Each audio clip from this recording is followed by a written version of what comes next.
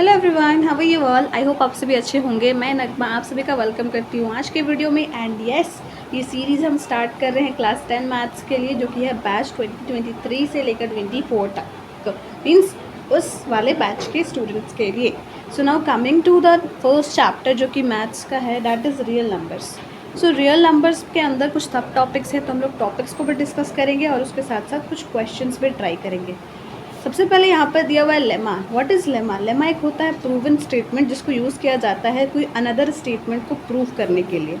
Coming to the next topic, that is Euclid's division lemma. This is very important, the whole chapter is based on this only. So यहाँ पर आप देख सकते हो मैंने लिखा है यूक्लिड्स डिवीजन लेमा होता क्या है। अगर आप इसको ब्रेक करो तो यूक्लिड्स एक मैथमेटिशियन थे। डिवीजन वर्ड से ही आपको समझ में आ रहा है कि भाई डिवीजन है तो डिवाइड से ही कुछ रिलेटेड होगा।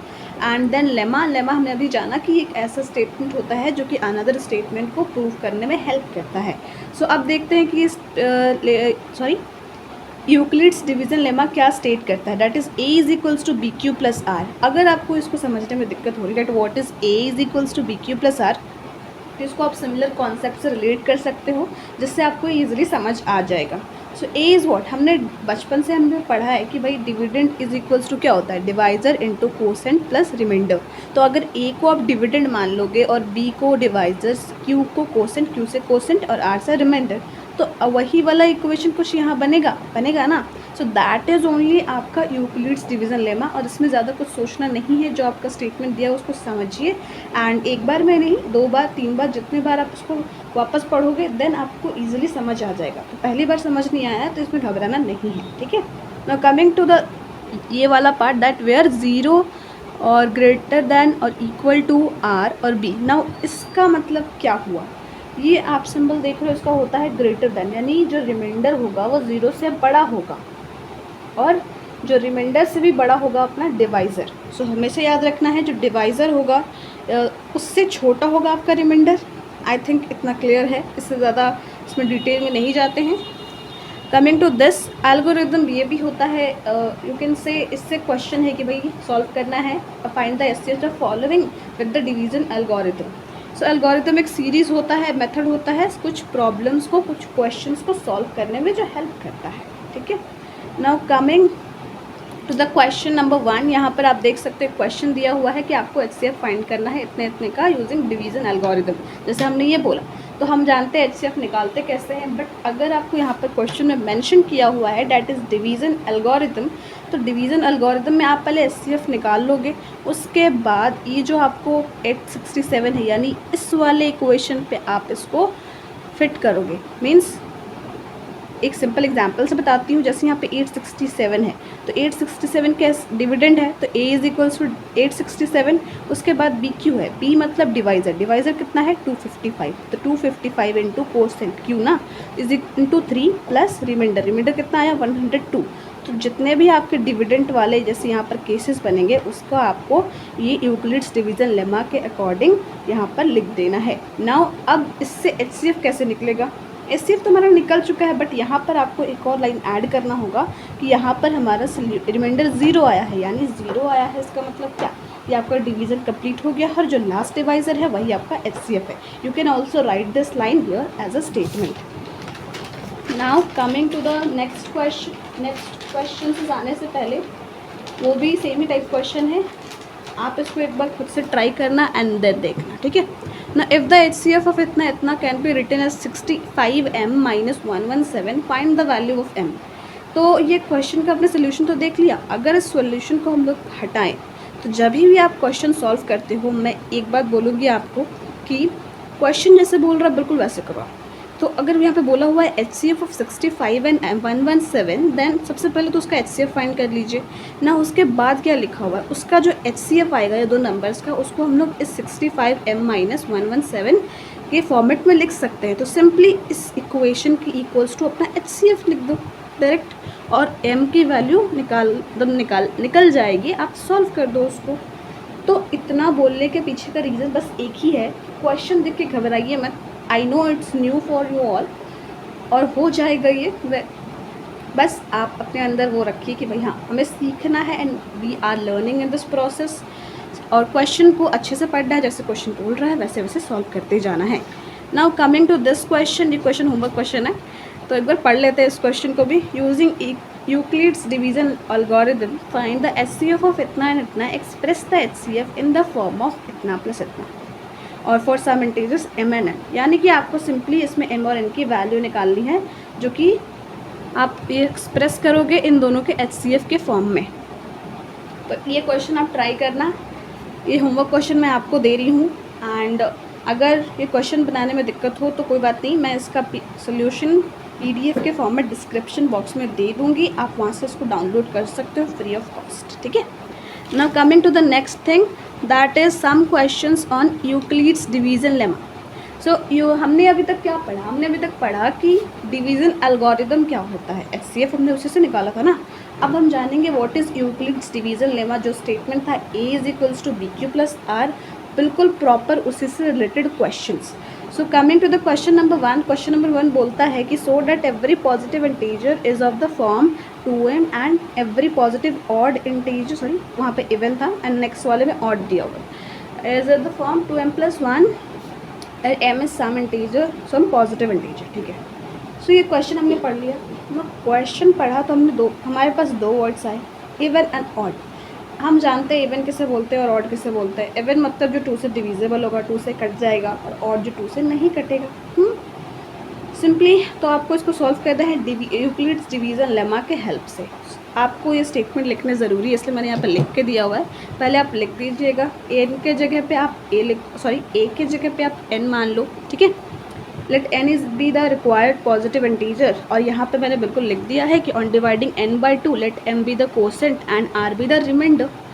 अब यहाँ पर जो आपको यूक्लिड्स डिवीज़न लेमा नहीं समझ में आया है वो समझ में ज़रूर आएगा। Just see the question.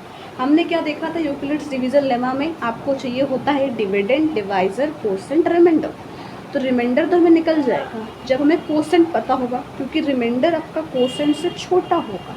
तो यहाँ पर हमारा कोसेंट क्या यहाँ पर हमारा डिवाइज़र क्या दिया हुआ, that is 2, okay.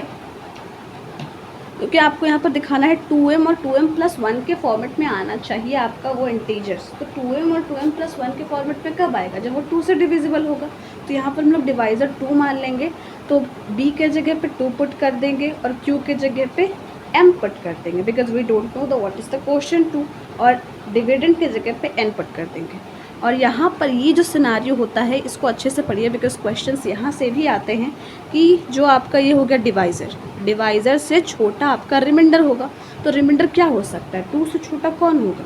That is reminder में कौन आता है? नॉर्मली 0 और 1 ही ना होगा, अगर 2 से छोटा होगा रिमाइंडर तो यहाँ पर बस वही करना है आपको। यहाँ पर अब r की वैल्यू चेंज करनी है। तो फर्स्ट केस में हमने 2m + 0 = 2m, और सेकेंड केस में यहाँ पर आपका रिमाइंडर हो जाएगा 1।